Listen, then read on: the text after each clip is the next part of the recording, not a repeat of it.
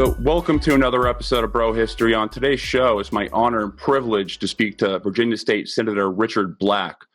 Senator Black represents the 13th District of the Virginia State Senate, and he's also a combat veteran. Senator Black served with the U.S Marine Corps in Vietnam from 1963 to 1970, where he was awarded a Purple Heart, and then served as a JAG officer from 1976 to 1994. Senator, thank you so much for joining me. It's a true honor to speak with you today. Well, it's an honor to be here, and I'm pleased to join with all your listeners. Great. And I just want to point out to people who are watching and listening right now, Tulsi Gabbard, who is obviously in the news or has been in the news for meeting with Bashar al-Assad, she's not the only U.S. politician that made a trip to Syria to meet with him. Senator Black traveled to Syria and met with Assad back in 2016. Senator, what made you interested in the war in Syria? Why did you reach out to Bashar al-Assad? Well, I started off following the war in Libya. Libya was the wealthiest, most advanced, and most secular nation in Africa, and certainly in North Africa. It just despised terrorists. And so President Gaddafi kept a very tight lid on the terrorists, and he ran a very secular government, and it was very generous to its people. It wasn't one of these typical places where the ruler sucks up all the wealth. In fact, all of the wealth was there when he was murdered, and it was used for the benefit of the people. So I thought, I'm curious. I've been around military things all my life, and so I was curious why we were really doing this. And one thing led to another, and one of the things I discovered was that one principal purpose of going in there was to capture the huge weapons arsenal that Libya had and send that into Turkey and across the border into Syria to overthrow Syria. Now, the reason for this, the reason we were doing it is that Syria was the most advanced of all Arab countries. It had the greatest women's freedom. It had almost complete religious freedom. It had been at peace with Israel for 40 years. It had no troops outside of its own borders, had a balanced budget. It had a very balanced economy. It wasn't super rich like Saudi Arabia, which, sucked it all out of oil and created nothing else. They actually produced industrial products, pharmaceuticals, machine goods, things like this. They grew agricultural products. They did have some oil and some gas, but it was a very balanced economy, no debt, which we could study their way of doing things, because we certainly need that in this country. But in any event, because they were so advanced over their neighbors, it made it very difficult for the clandestine services of the Central Intelligence Agency to have people go before Congress and say, hey, look, we've got this country. It has the greatest women's rights. 51% of their college graduates are women. It has complete religious freedom. It's got a big Christian population that are very supportive of the government. It operates under the rule of law and terrific economy. And so we want to destroy it. Please give us appropriations for weapons so that we can wipe these people out, kill them all. And it just would have been awkward. It would have been really awkward to sell the U.S. Congress on appropriating money that way. So we had to do either use the black budget, which nobody knows where it comes from and where it goes, or really the more direct way was to invade Libya, capture the weapons, and funnel them into Syria and use that to overthrow the government.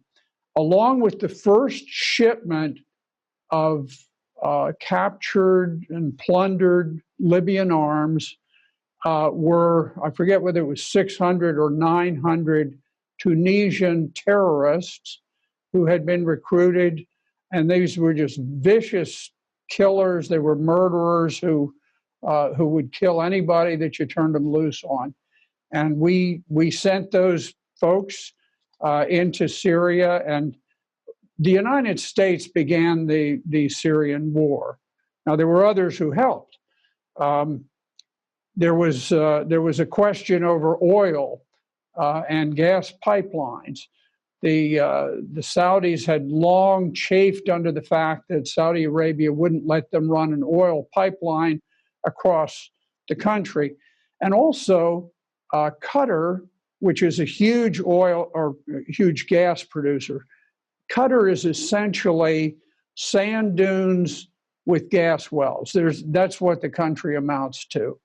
And so they demanded to have access for their gas line, and President Assad rejected that. And as a consequence, within days, Qatar was funneling billions of dollars worth of weapons and recruiting terrorists to come in and overthrow the government. So there were lots of players in this. The U.S. was not the only one. But if you go back and you look at the timeline, in 2001, we start off this business that we're going to overthrow a major portion of the Middle East. We're going to create war, terror, and chaos there for reasons that are somewhat murky. But we know from General Wesley Clark. Wesley Clark has done some excellent videos, and anyone can Google them if you just put in 7 countries in 5 years. And the gist of what he said was that he had gone to speak with Secretary Rumsfeld, and then he went down to the war room, talked with the generals there, and one of his close friends, he said, look, he said, we're bombing Afghanistan and we're still planning to go into Iraq. The general said, we definitely are. He said, why? He said, well, there isn't a real good reason, but we seem to have to strike out at somebody. He goes back a month later and he says, we're still going into Iraq. And the guy says, it's worse than that. And he picks up a top secret document and he says, we've been ordered to overthrow 7 countries in the Middle East within the next 5 years. Now, they didn't meet that schedule, but they produced the plans. And it's interesting that the last country on the list is Iran. Iran is by far the biggest lump to swallow. It's 4 times the size of Iraq. So if you can imagine, the war in Iraq, and you multiply it times 4 times, and probably a lot more, we're talking about potentially a trigger for World War III. Anyway, so that's some of the background of what started it. We didn't meet the 5-year schedule, but in 2006, the charge d'affaires, the number 2 guy in the embassy at Damascus. Now, we didn't have an ambassador, so he was really the number 1 guy. He drafted a rather detailed plan to destabilize and eventually overthrow Syria. Now, keep in mind, at the time, we were at peace with Syria. Syria had never done a single thing antagonistic towards us or any of our our allies. They were doing well. The people were happy. The country was strong. And yet there were two things that stood out when I read the plan. And this came out of WikiLeaks. And I got to tell you, a medal needs to go to Julian Assange because in a government of the people need to know what the heck is going on. And he allowed us to know by disclosing government documents. And two things that stood out in the plan that was issued by the U.S. Embassy. Number one, they said that because of the popularity of President Assad and his wife, Asma Assad, who's a very charismatic, lovely woman, there was tremendous optimism about what was going to happen in Saudi Arabia, in Syria. And the world began to believe, okay, Syria is really going to see tremendous progress. So there was a lot of foreign direct investment. We said, look, we've got to smear the reputation of Syria so we can cut off the flow of funds going into Syria. Worse than that was that we recognized that, like all religions, there's always a little bit of tension. You know, there's a little tension between Catholics and evangelicals in this country. But, you know, we get along and we love each other. There was a little bit of tension between Sunnis and Shia in Syria, but they loved each other. I mean, they worked together, they lived together, and they just were respectful of each other. And we said, look, there's an opportunity here to create a belief among the Sunni radicals in Saudi Arabia principally that somehow the Shia are becoming a danger, that they're going to sweep away Sunni Islam and they're going to become dominant. And so to create this hatred between religions. Now, you need to understand that one of the things that everyone who knows about Syria will admit is that they had a reputation and they had a culture of religious harmony. I'm not talking about religious tolerance. Tolerance is when you put up with something bad because you just have to get along. Religious harmony is when you really respect and you love other people and you accept that they may be different, but that's harmony. It's a step way beyond tolerance. And there was harmony in Saudi Arabia, or in Syria, excuse me. And so we set out to destroy this harmony and to create bitterness and hatred. And one of the big scams that we've run throughout the war is the idea of a Shia crescent that was going to surround the Sunni nations and somehow, cause them problems. Syria is 70% Sunni Muslim. It has only 3% Shia.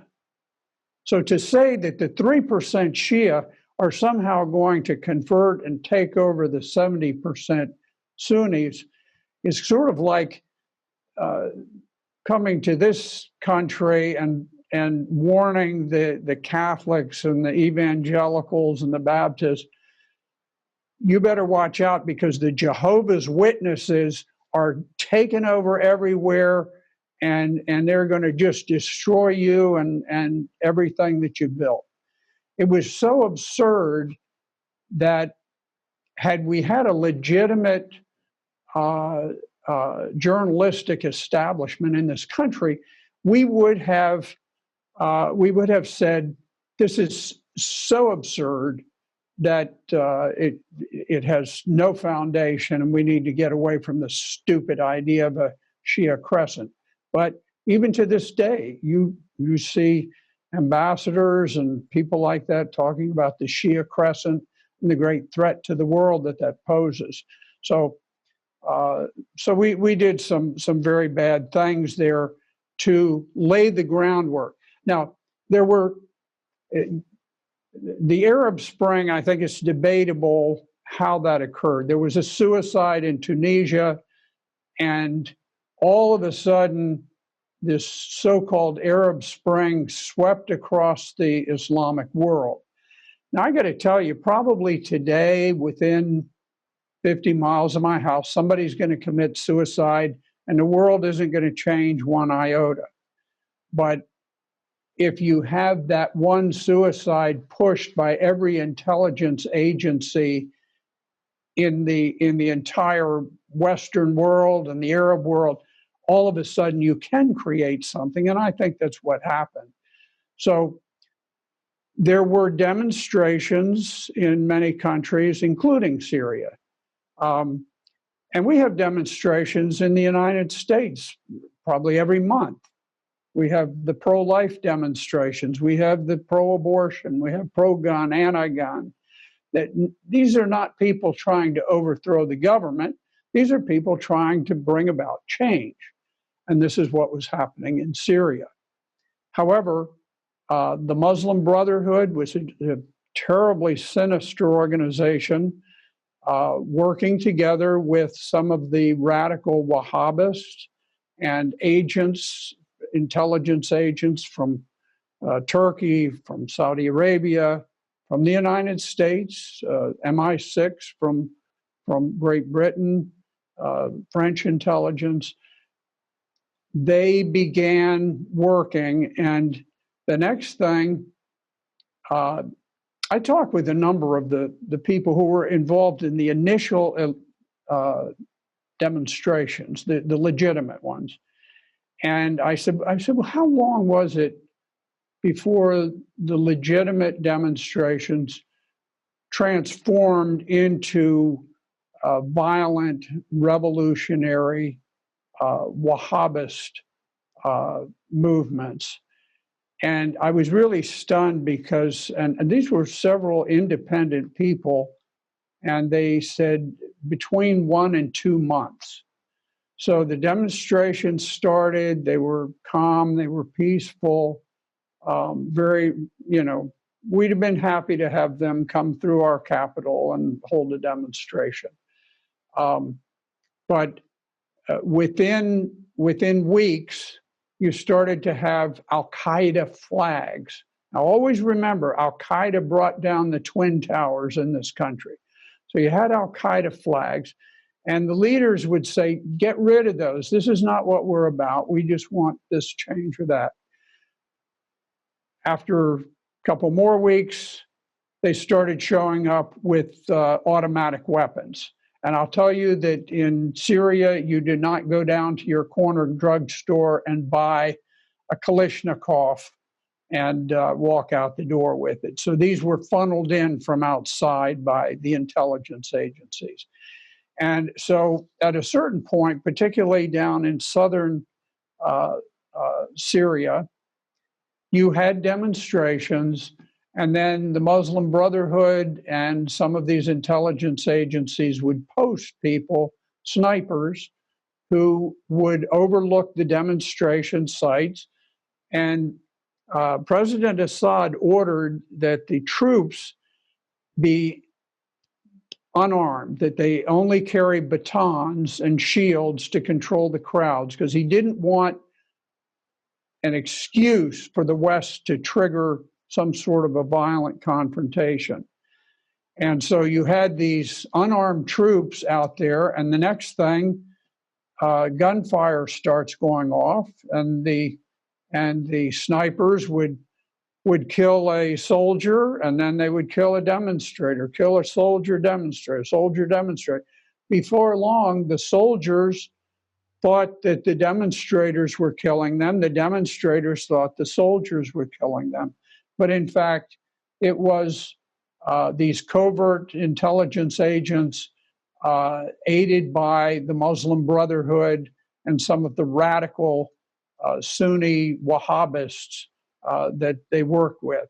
And one thing and another, At a certain point, Ambassador Ford, we had actually put an ambassador in, and Ambassador Ford was one of the most sinister figures of this war. He was only there for a short time, but when they had a big outburst of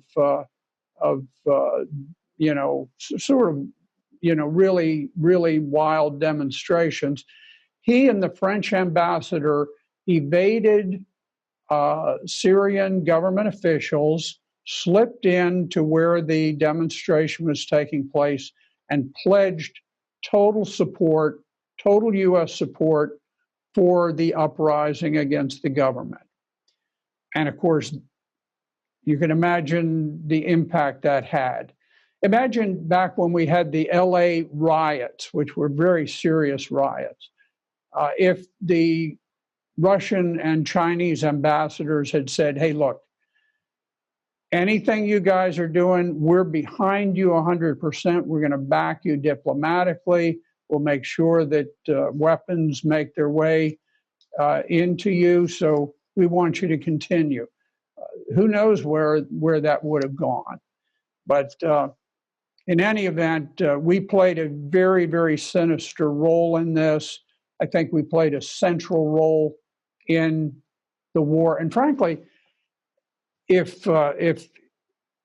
President Trump had been able to carry out his order to immediately withdraw American troops, all American troops from Syria, the war would come to an end. The only thing that keeps it going is this central direction from the United States that gives strategic direction to the war. And the war never would have blown up into something that would kill 500,000 people had the United States not been very deeply involved and been funneling weapons constantly, and Blackwater-style mercenaries into the country and CIA people and that sort of thing.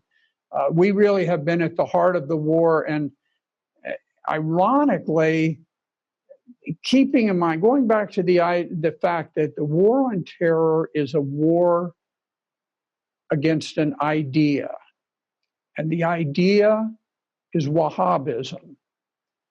The United States is fighting on the side of Wahhabism.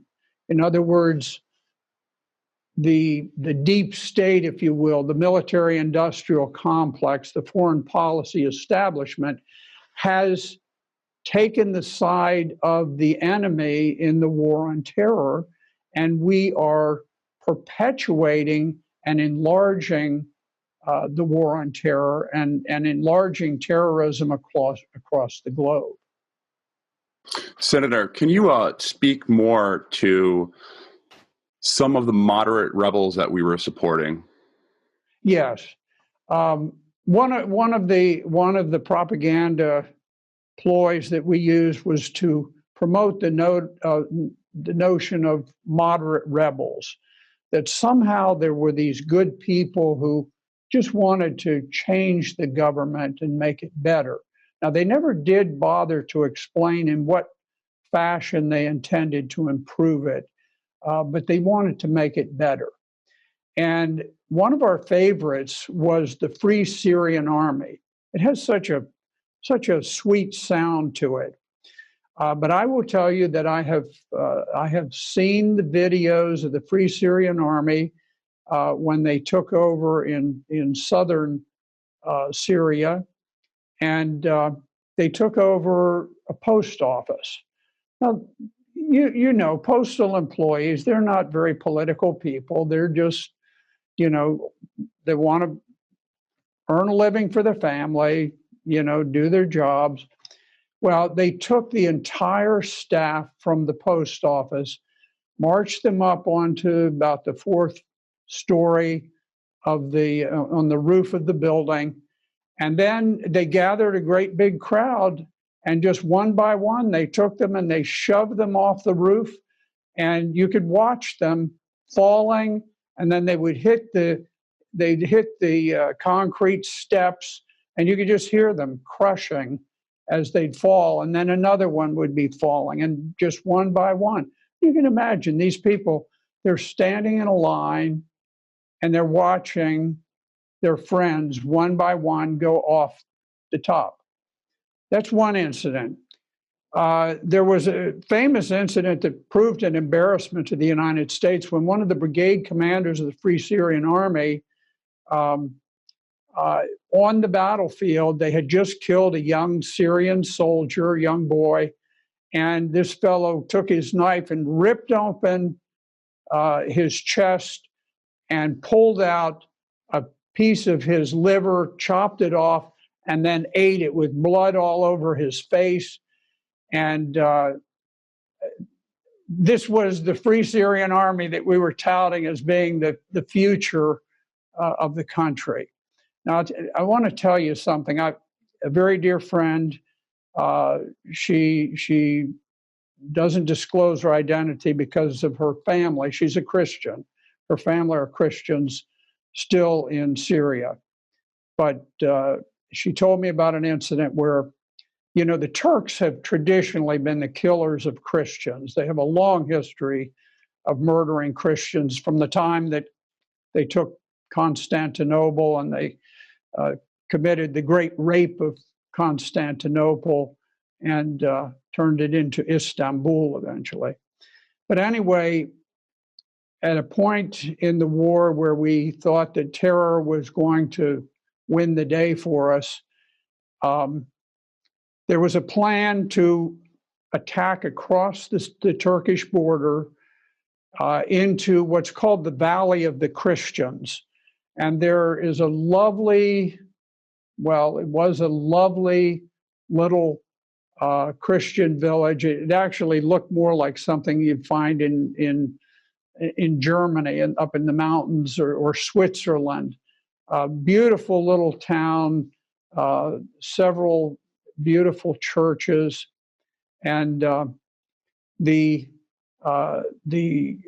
Turkish allies, including led by the Free Syrian Army, by al-Qaeda, and various terrorist organizations, they let the United States know they were going to attack across the border. We rushed a shipment of 600 first-line anti-tank missiles into Turkey to supply this group. I think this was perhaps it may have been the first major supply. This was in, I think, 2013. And we rushed them there. We rushed trainers and we trained people so that they could use these. The terrorists attacked in 4 columns across the border, and they invaded the Valley of the Christians, and they raped, they murdered. The Syrian army desperately tried to evacuate the Christians because the Syrian army is very pro-Christian, the Syrian government is. And they got most of them out, but there were old people, disabled people, people who maybe hadn't gotten the word. And when the Free Syrian Army and the terrorist allies took over, they murdered, they raped, murdered all of the remaining Christians, and then they beheaded 13 of the Christians. Afterwards, they went through, they defiled the churches, destroyed things that had been there for 10 or 500,000 years.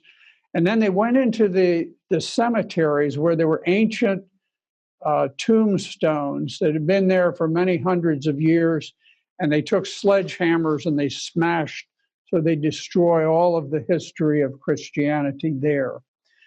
Even to this day, even though the Syrian government has recaptured all of that area, I'm not sure that we directly order it. Maybe the Turkish government orders it, but there is a sniper whose job is to kill any Christians who return to Kasab to rebuild. And so the Christians have tried to move back in, but every time they do, a sniper puts crosshairs on him, blows his brains out. And that's coming right across the Turkish border. So these are just a few of the things. I'll tell you one other thing. Here's early in the war, there was another Christian town, and a couple of trucks of terrorists drove into the town. They went through, and the Christians, being very giving people, they allowed some of the Sunnis to live among them. The terrorists went in, they murdered every Christian they could find. They allowed the Muslims to live, they killed the Christians. That afternoon, the Christian children were supposed to have an examination. And so a bus came carrying proctors who were supposed to proctor the examination for the children. And so these young women teachers were on the bus. They didn't realize what had happened in the town. And as soon as the bus stopped, the jihadists stormed on the bus, pulled the young women off the bus, stripped them naked, marched them through the town to the central square, tied them to stakes, and then gang raped them. They allowed any Muslim in the city to rape them, and they raped them continuously throughout the day. And at the end of the day, they took sabers and they chopped them into pieces and threw the pieces into the river in the belief that Jesus Christ could never find them to resurrect their souls if they were in pieces. This is the character of the type of people the United States has supported, armed, trained, paid from the very beginning of the war. Another case, and it's horrifying. Another case that really hit me is when I really started following the Syrian war, was when one of our backed coalitions pulled out a young Palestinian boy from a hospital and chopped his head off. It was one of the most horrifying. I didn't watch the video because I don't really have the stomach for that, but it was one of the most horrifying displays of violence I've ever heard about. Well, that was interesting, and I did watch the video. I don't watch horror movies because I'm not into that kind of thing, but I like to see the original source, as close as I can get to the original source. And they had very proudly videoed the whole thing and published it.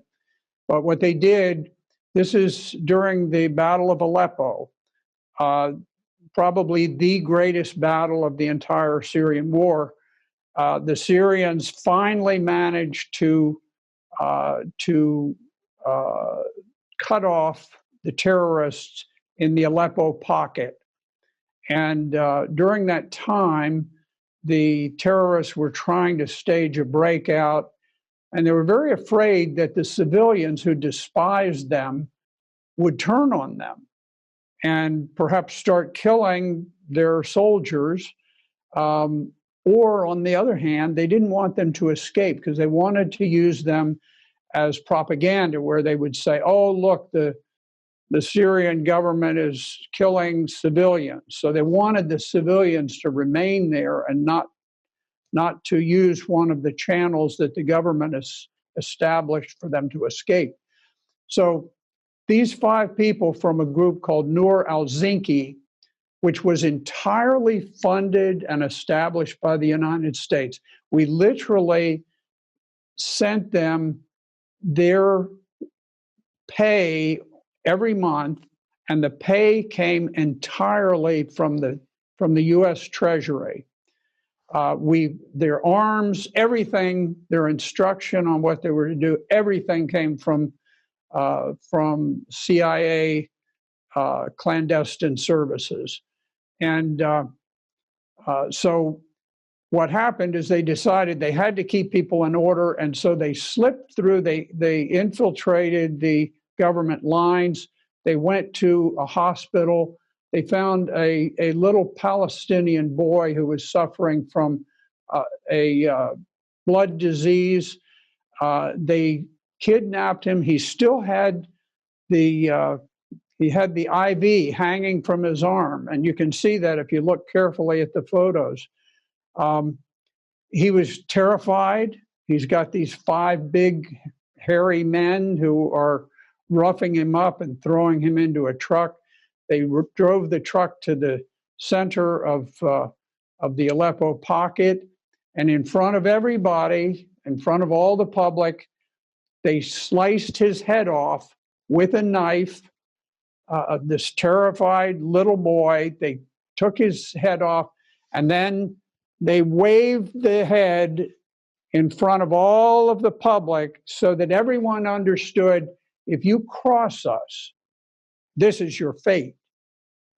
And afterwards, the United States was a little bit embarrassed, and so we temporarily cut off their paychecks and made sure that their paychecks were routed through the Saudi Arabians or the Qataris.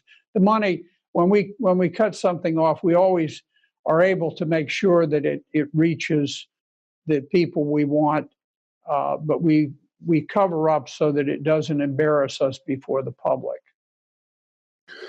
Yes, you can't moderately chop somebody's head off, unfortunately. No, you can't. Senator, can you tell us more about your meeting with Assad? Yeah, I have had 2 meetings with him. I met with him in 2016 at a time when the war was really kind of dicey. It was not entirely clear who was going to win, who was going to lose.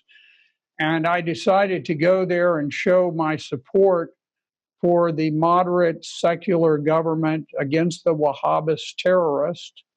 And so I had a tremendous visit with him. He really gave me complete access to everything. I had tremendous security with me, but I was in charge. And when I said we go there, we went there. So he and I spent a lot of time discussing the war, discussing the background, and I understood the background very well myself. So I didn't need to understand basics from him, but I always told people, they'd say, well, did he teach you something? I'd say, no. I said, really, my discussions changed black and white to technicolor because he filled in details that perhaps I had not known. And I was fortunate. I met his very lovely wife, al-Assad. Yeah, it's interesting. Neither one of them ever intended to be in the world of politics. Bashar al-Assad, he was not cut out to be a military ruler. He was very Western educated. My guess is he probably leans a little bit on the liberal side in his beliefs. al-Assad was completely raised in London, and but the 2 of them, they're very interesting because they do not have an imperial presidency, unlike us, unlike Britain, France, Saudi Arabia, Turkey. Their presidency is very egalitarian. President Assad, as a personality, you can see many videos he's done, and he is the same person in every one, and he's the same person in person. He and his wife have IQs that are just off the Richter scale, very, very bright. He is a very modest man. he doesn't like particularly to dress in military garb. You typically will see him in an ordinary off-the-shelf suit. There's almost a touch of shyness about him. He's a very good listener. He is a very gentle person. I know people will hate it when I say that, but it is in his nature. His wife is, she is a very self-sacrificing, patriotic woman. Neither of them is very warlike, but she's lovely. She's very self-sacrificing. I'll give you an example. There was a terrible terrorist group called Jaish al-Islam, and Jaish al-Islam was famous for capturing Alawite women, and the Alawites are known as the friends of the Christians over there. Christians make up about 10%, Alawites make up about 10%. And so Jaish al-Islam would capture these women and put them in mobile steel cages that they could hitch up like a trailer and drag them from place to place. They had no sanitary facilities, they had no privacy, but they would take them around, and what they would do is Jaish al-Islam, Damascus is a big, sprawling city. It's a very large city, and they controlled a good portion of the city. And what they would do is they would identify government-held areas that had public schools, and they would figure out when the parents would take their children to school, and they would train their mortars on them. So in one case, they found the school where the Assad children were attending, just like all other Syrian children. And they fired mortars and they killed a lot of the parents who were bringing their children to school and a lot of the children who were just arriving at school. They did this all the time, but this was the time that they happened to hit the Assad's school. And so, of course, there was this tremendous horror and outrage of the people at what was being done. The following day, Asma Assad walked her children to that same school. And her friends were just so distraught. They said, "You can't do this." He said, "You're the first lady of Syria, and the danger here is enormous. Don't you know that they just killed all these people?" She said, "President Assad and I are Syrians. We share the same dangers, the same risks as every Syrian, and we have no right to anything better." Now, can you imagine if that happened here in the United States, or if that happened in France, in Britain, in Saudi Arabia? Can you actually imagine the first family saying, "We're going to continue as usual because we want to show everybody in the country we're no better than they are"? You would not find, I can't think of a country in the world where you would see that. But it's the nature of the leaders of this country that they are very egalitarian, and they don't believe that they deserve better than anybody else. When I have a friend, he's Syrian American, and he said when President Assad first returned to Syria from London, he came home and he was going to his apartment building, and his neighbor said, "Do you know who's just moved in to the apartment complex?" He said, "Who?" He said, "The president and his wife and his children." "Really?" they moved in. They didn't move into some palace. They rented an apartment just like everybody else would do. And to this very day, President Assad is known for driving his own SUV. When he has distinguished visitors, he takes them out in his own SUV. Now, he's got to be very careful that Western intelligence or the Brotherhood or those people don't know when he's traveling around. But he's done it a number of times. He's gone to Christian mass at Christian churches. He's gone to the celebration of Ramadan and various Muslim celebration, and he just goes without a tremendous amount of security. The president of the United States, and I'm no critic of him, but he would not think of showing up with the type of light security that President Assad has. Now, why is this?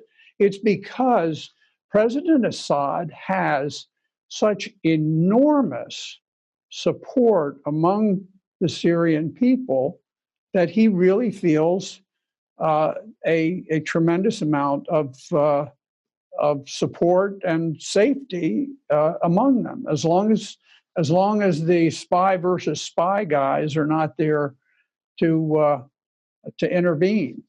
So I was very impressed when I went in 2016. They allowed me to go wherever I wanted, and then I went back in 2018. And this time they supplied me far less security because the country has become relatively secure. I drove 5 hours across the desert from Damascus to Aleppo, and we didn't have a single soldier with a long gun. We had some National Guard types with pistols, but that was it. The time before, I had a 12-vehicle convoy with 3 automatic cannon. We had air support and all of this, and I was traveling in a bulletproof vehicle, and we were rushing as quickly as we could go through areas controlled by ISIS. So the change has been just enormous in Syria since the Syrian armed forces have recaptured the country. I don't think people understand that they could have left the country. That would have been the easy thing to do. It would have been so easy. And I'm sure there must have been at least some little discussion because their children were at risk. They were at risk. And I have no doubt if they had talked to the CIA and said, look, we want $100 million in a Swiss bank account, they'd have had it in a second. But they truly believe that their fate is the fate of the Syrian people. They are not after wealth. They're not after power. President Assad, honestly, I think if the war ended and things got back to normal and there were some good patriotic Syrian who ran for office, he might just step down because I think he would be delighted to have this whole thing over with if he could. He's not a warlike person. I've just noticed he's not completely at ease wearing a uniform. And the one I happen to have an informal intelligence network among the people, not the government rulers, but the people. And the only criticism that is commonly heard among them about President Assad is that they don't think he is tough enough. They think that he should be a little bit more like his opponents, a little bit more willing to kill, and a little bit less concerned about the injury to civilians and things like that. You can argue either way. His brother, who was killed in an auto accident, was definitely more of that type. Had he not been killed, he would have been the president. Maybe he would have ended the war earlier, but we don't know. Maybe he would have lost the war. Assad has shown extraordinary brilliance in the way that he has fought the war. He's certainly outfoxed the West. He's outfoxed the Pentagon, the CIA, and all of these other people. And that's exactly why I question the mainstream narrative that he used chemical weapons, specifically the Ghouta gas attack. And the reason why is because at that time, he was fighting multiple fronts of that war. Why would he use chemical weapons on his own people to spark the West to joining the war front? I know that you've investigated that. Would you mind speaking more to that? Yes. Now, the Ghouta gas attack was in 2013. So I want everybody to listen to this very carefully. This is simple and it's short and it's extremely important. The Ghouta gas attack is in 2013. 5 years later, in 2018, Secretary Mattis is the Secretary of Defense, and he makes the statement, "We have no evidence that President Assad has ever used sarin gas against his people." Think about that. We have been told, I'm sure in 10,000 articles, there may be 50,000 articles, we have been told that President Assad crossed the red line and gassed his own people in Ghouta in 2013. 5 years later, our Secretary of Defense says there is no evidence that President Assad ever used sarin gas against his people. Astounding. Now, this should have been 48-point type on the front page of every newspaper. It should have been the discussion of every broadcast network on television. You can find it in Newsweek. The quote is in Newsweek, but it's buried. There is such total dominance and unity and censorship in the American media in foreign affairs that when there is this admission from the Secretary of Defense that Assad did not use poison gas on his people, that is stunning. It really is. Oh, I'm sorry to interrupt. No. Oh, it really is. I always thought that the gas was smuggled in through Turkey. Yes, and there was tremendous evidence of this. Probably the best military foreign policy journalist alive is Seymour Hersh. I don't know where he gets all his contacts. He knows everybody in the CIA, the Pentagon, all of these agencies, and they slip him information. He won the Pulitzer Prize for breaking the story on the My Lai massacre. He broke the story on the Abu Ghraib sexual misconduct. He was published everywhere. Everybody loved to get his stuff until he began reporting on Syria, and then he was censored.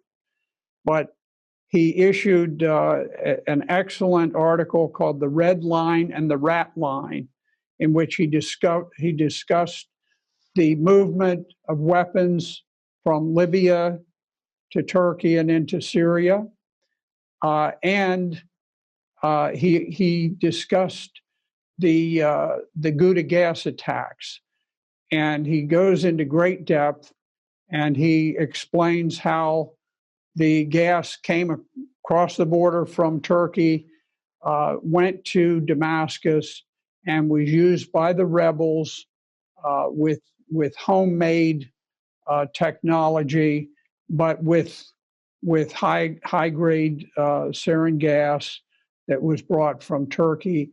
And they actually had an accident, and it was almost zeroed out of the press. But some of the terrorists, they're in a room with all kinds of weapons, and they said, "What is this? What is this stuff?" And they started toying around with it. And the next thing, a bunch of them were dead on the floor.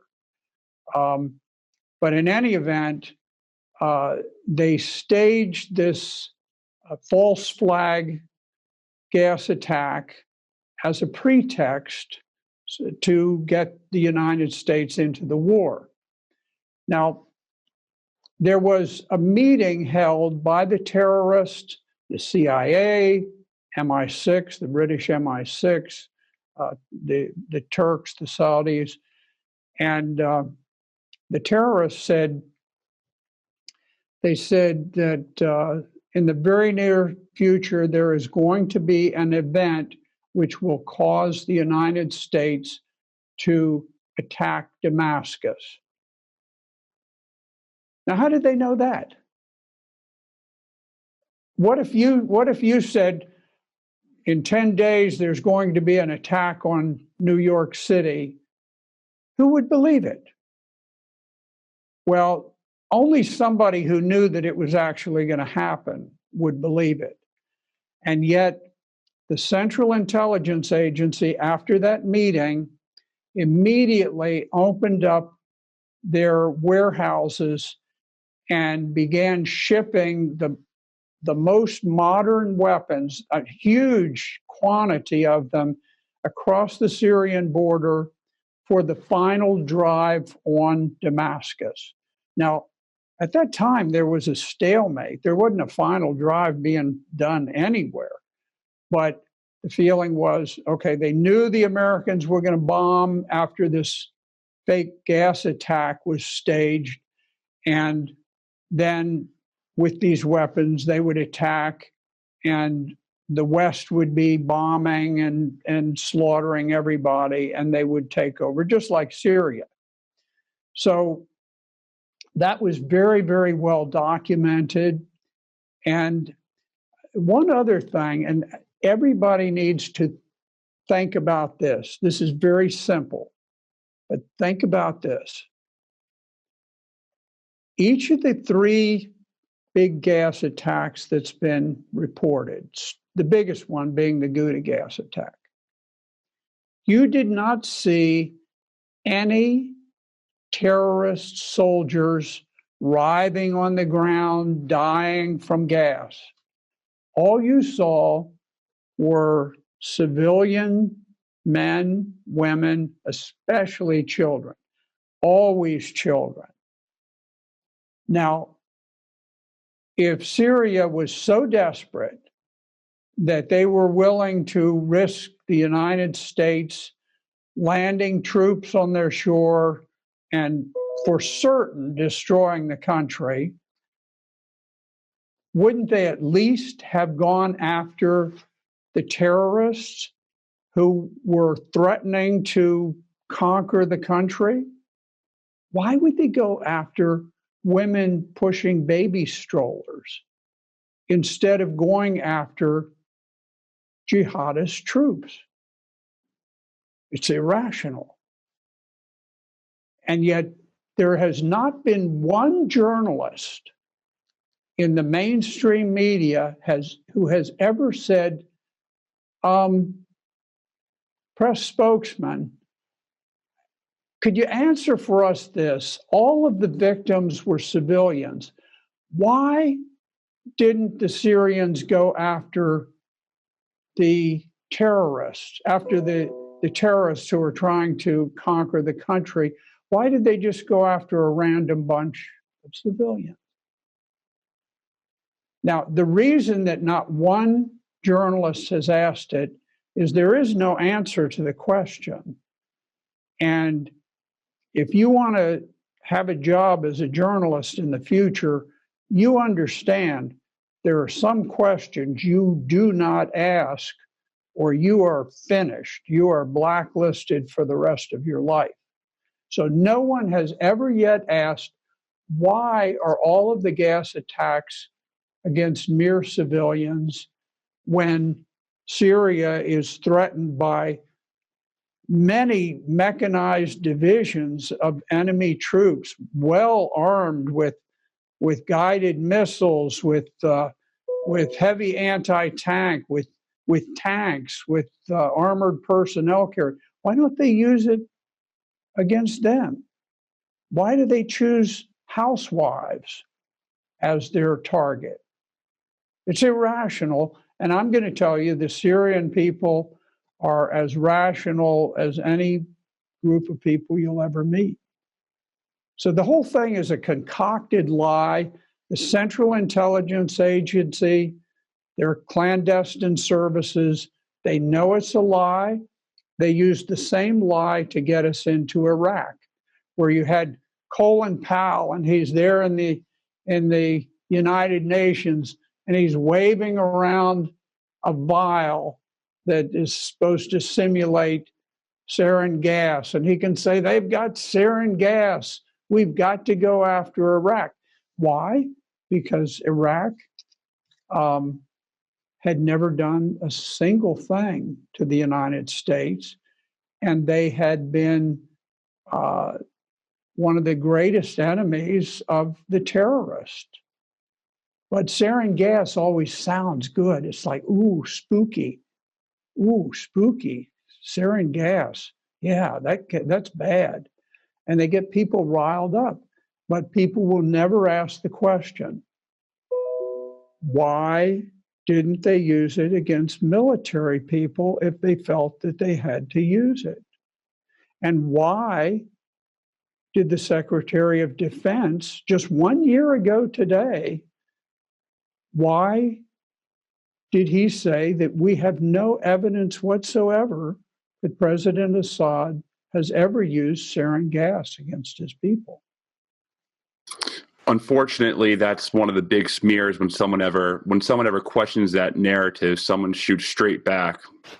Well, Assad used chemical weapons. You see that a lot with Tulsi Gabbard, and I'm not entirely sure if I think she's questioned the narrative, but she's met with Assad. I was wondering what you thought about that. Well, I'm glad that she did. I think if she were in a position to be more honest and forthright, she would be saying exactly the same things that I'm saying. She does not believe that he did the gas attacks. She does not believe that he has slaughtered his people. We slaughtered his people. Now, not just us. I mean, the Saudis, the Turks. I mean, there are a whole array of people who have slaughtered the innocent Turkish people. But Tulsi Gabbard does not believe in creating a neo-colonial empire in the Middle East. She believes that people should be left to live lives of peace. And she is against the sanctions. You know, we impose sanctions. And when I was over there, I went to a hospital in Damascus where they treated the war victims. And a lot of these guys, because of our missiles and the weapons that we have sent, they're missing arms, they're missing legs, they're blinded, and so forth. And we've been very cunning. The law of war says that you can't blockade food and medicine. And so what we have done to get around that is we have made it impossible to exchange currency. So these men would wait years before they could get a prosthetic device. And they told me that that the United States had blocked the importation of anti-cancer drugs for elderly people who were dying of cancer. And we just want to create the most misery and sorrow and suffering among people. It never seems to work. All that it does is it hardens the people, makes them much more resistant to American ideas, and it teaches them that this is a cruel country. We cut off everything. The Syrian government has now brought 90% of the people under its control, and the people these are very energetic and very dynamic people. They're not at all like the Saudi Arabians, who are lazy, who live off oil wealth, and who spend their time on orgies and buying slaves and selling slaves, watching camels race and stuff like that. The Syrians are very, very dedicated people, and they, with what they have, you see them all over the place, and they're cleaning things up, and they're ripping down destroyed buildings, and they're doing their best to rebuild. But the U.S. has a blockade. We don't call it a blockade, but that's what it is. It's essentially a blockade. They don't have internet service because we blocked them from internet service. They don't have telephone service outside the country because we blockade that. We blockade everything that we can, and we don't allow them to get cement, reinforcing bar, to rebuild buildings, to provide housing for people. And then we've gone up into northern Syria. We've created this puppet army with the Kurds. The Kurds only make up perhaps 10% of that population up there.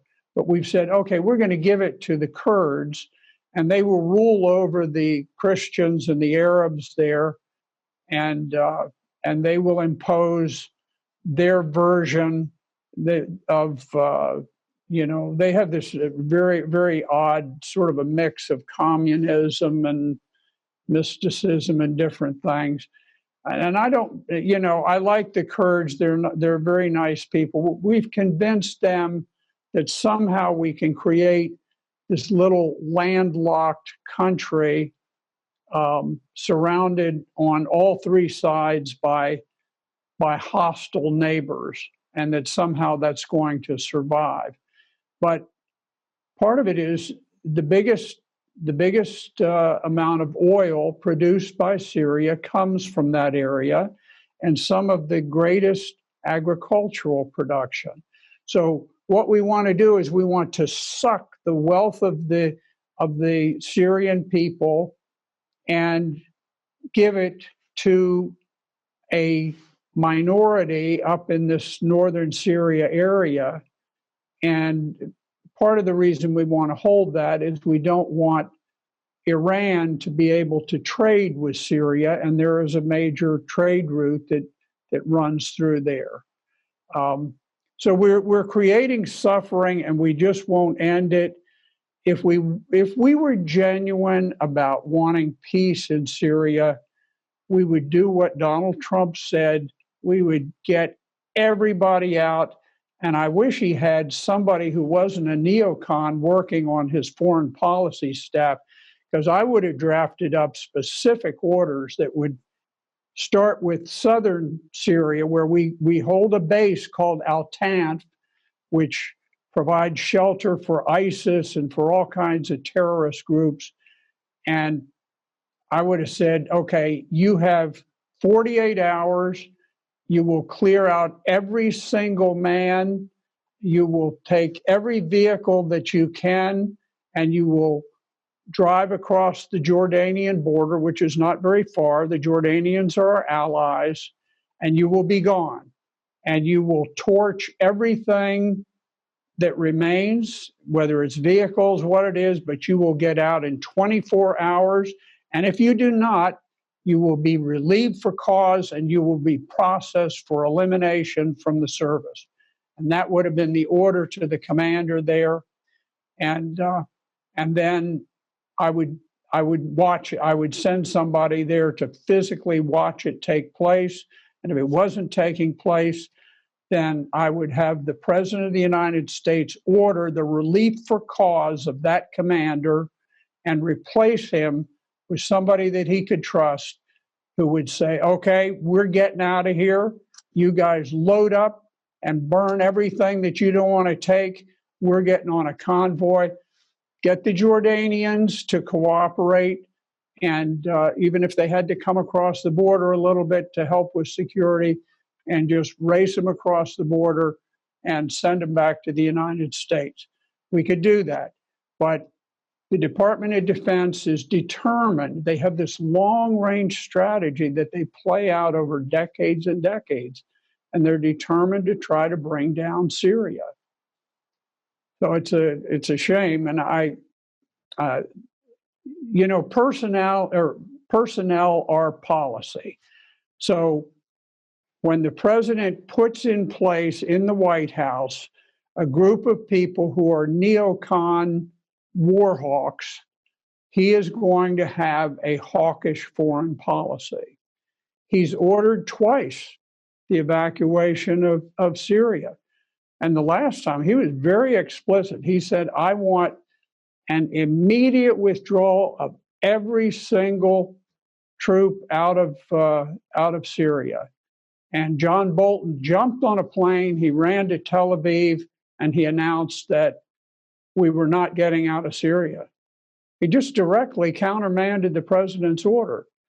Now, had I been the president, I would have fired John Bolton.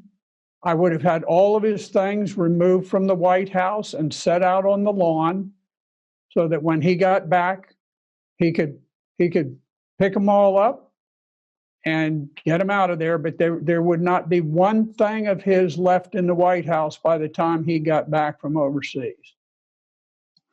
I think anyone would. And it's kind of funny that the Pentagon, they came out and said that we don't take orders from John Bolton. Yeah, and what's going on, and it's always important to remember, there are divisions within the foreign policy establishment, and particularly within the Pentagon.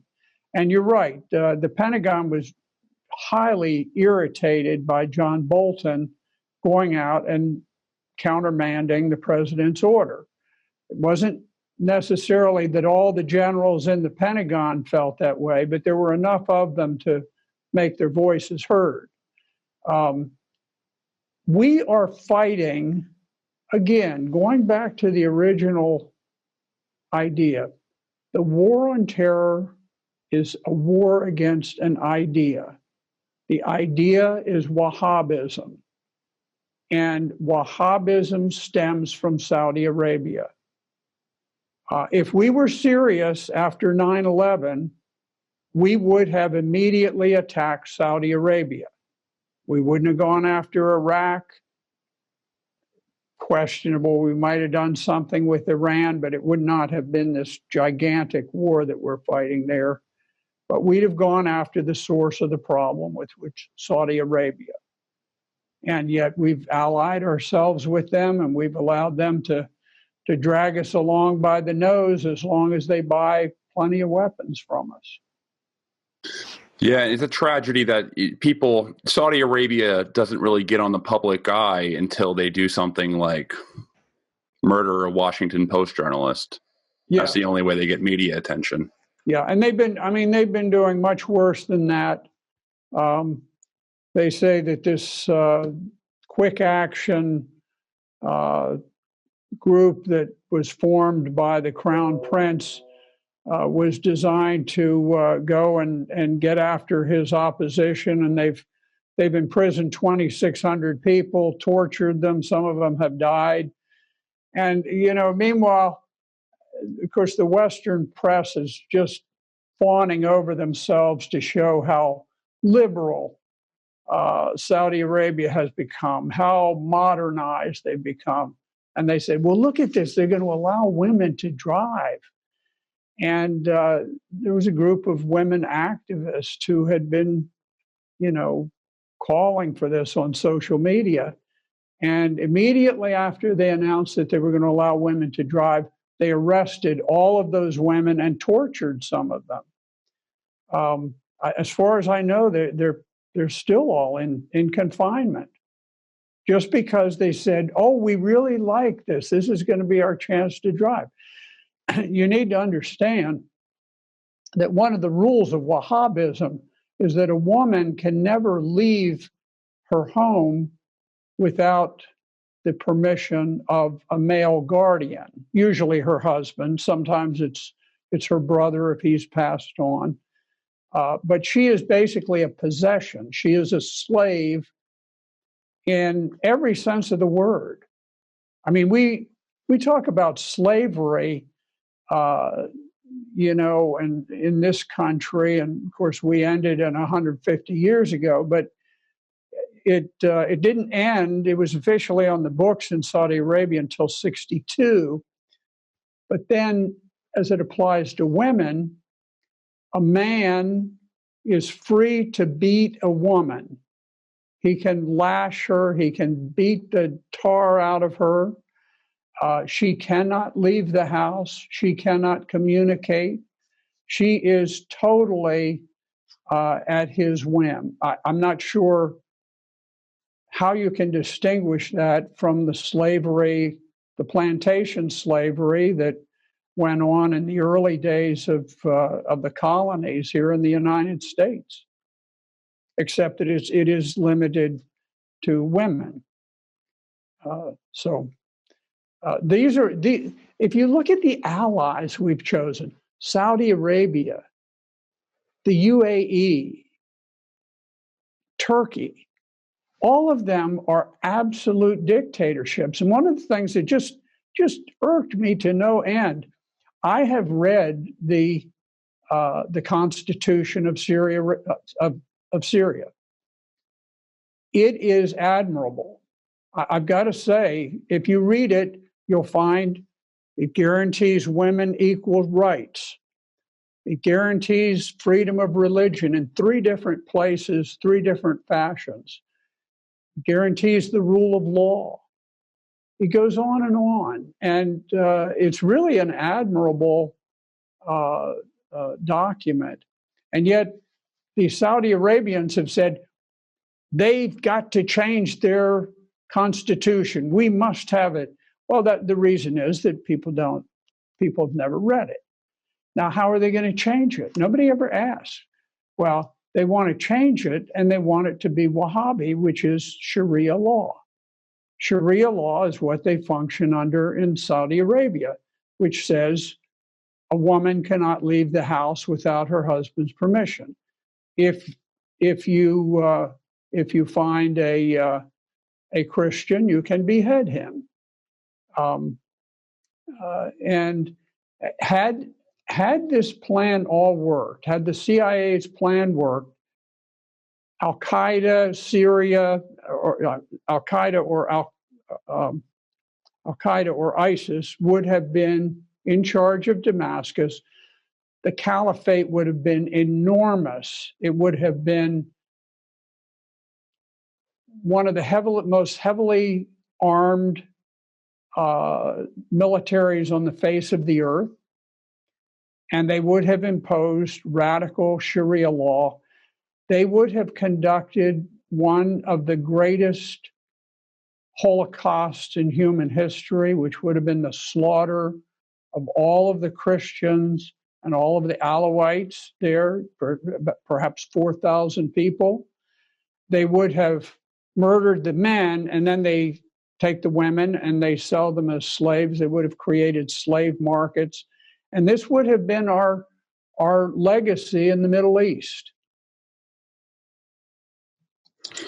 Yeah, it's a horrifying thing to think about. And, if you think the migrant crisis right now is bad to Europe, I mean, what would have happened if Syria fell? It would. And at the height of ISIS power, they had a very slick magazine that they used to recruit around the world. And during ISIS time as a world power, they only identified 3 people as enemies of ISIS.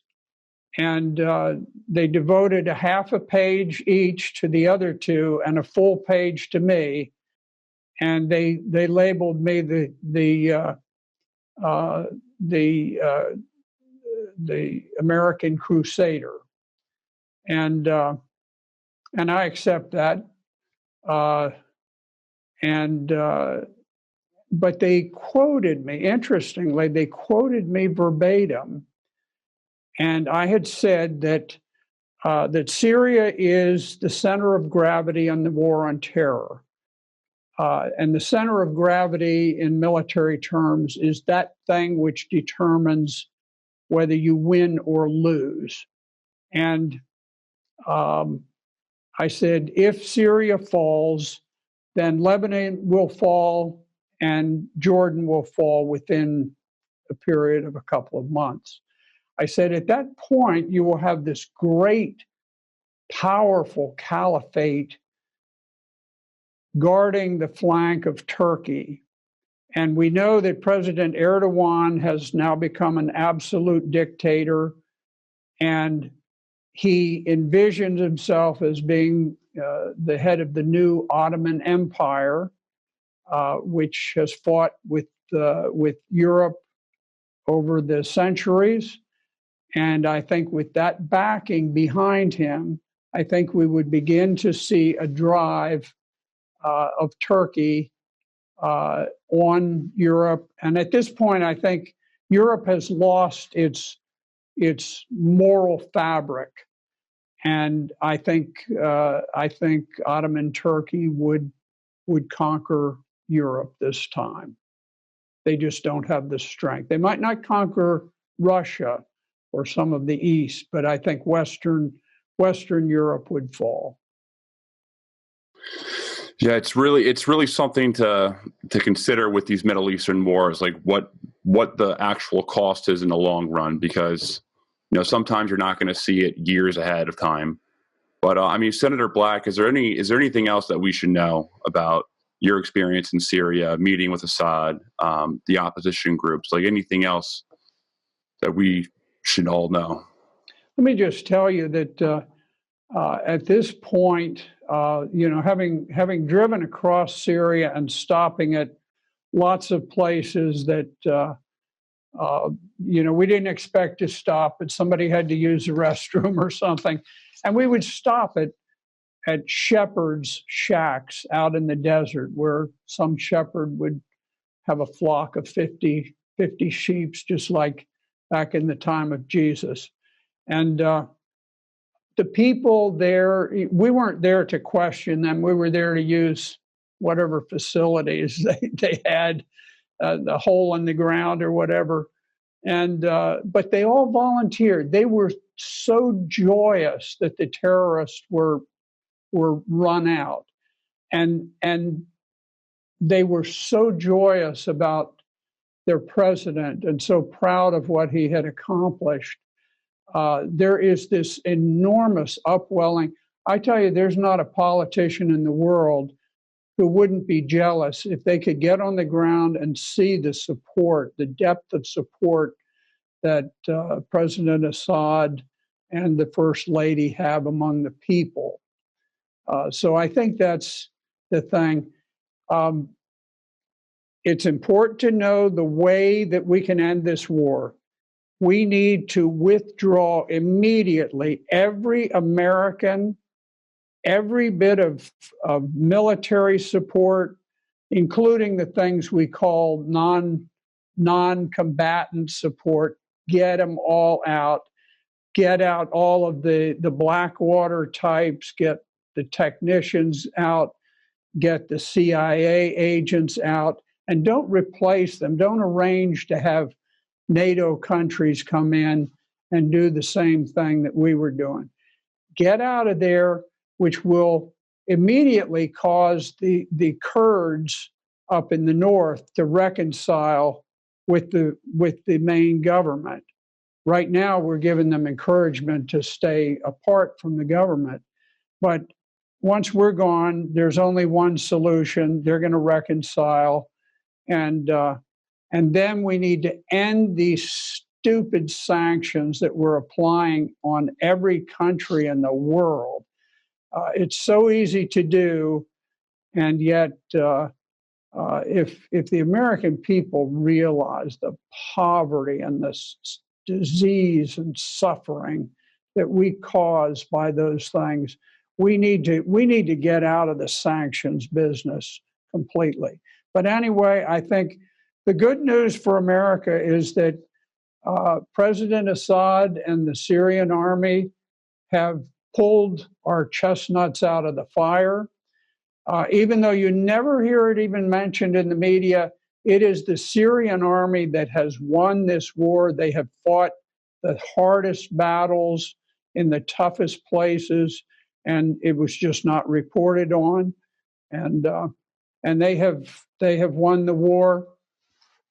I'll also add that President Assad has made it a point to rebuild the Christian churches. Hundreds and hundreds have been damaged and destroyed, and he is rebuilding them at a rapid pace. He's also rebuilding mosques that were destroyed.